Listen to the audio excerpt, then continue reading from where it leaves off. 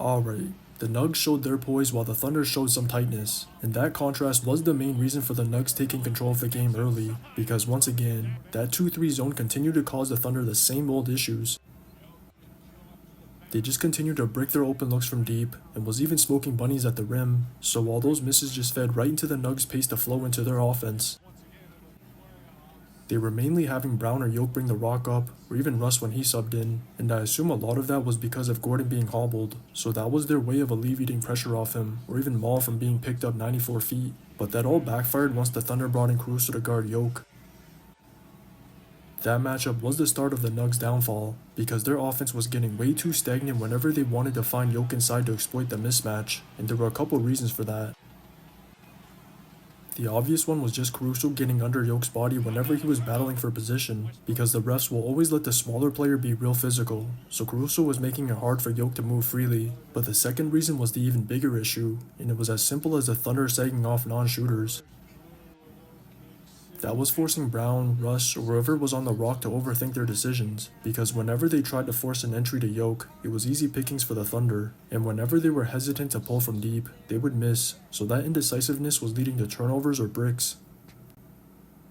The Thunder have even shown they're willing to sandwich Yoke and leave the others wide open, so there was some mind games going on, but it wasn't just affecting that aspect of their offense, because it was taking away the Nugs' two-man game just as much.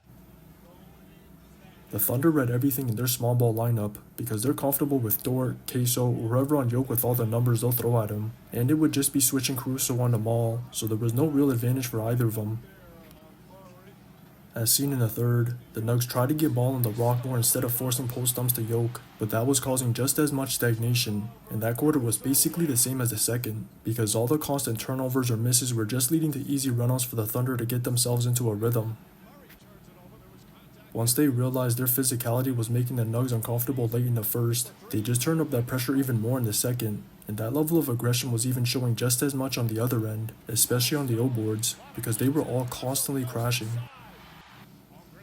Zay just kept getting putbacks from the dunker, and that was one of the main spots they were exploiting, because Gordon couldn't move whenever he was defending the backside, or the others on the Nugs would be caught ball watching up top, so the Thunder were finding a good amount of finishes from there or from cuts out the corner. But some of that was stemming from their downhill mindset, and a lot of that was from Dub, because he was making a concerted effort to not settle at all, so he was constantly applying that inside pressure they needed.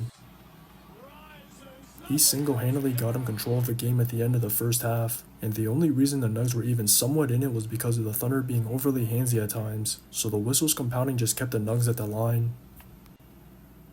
Foul trouble is easily the biggest downside of the Thunder's physicality, but once they stopped committing silly ones in the third, they went on to break the game open quick, because that defensive effort continued to generate constant runouts, and those easy ones were allowing them to maintain their rhythm, so it just turned into the same type of blowout from Game 2.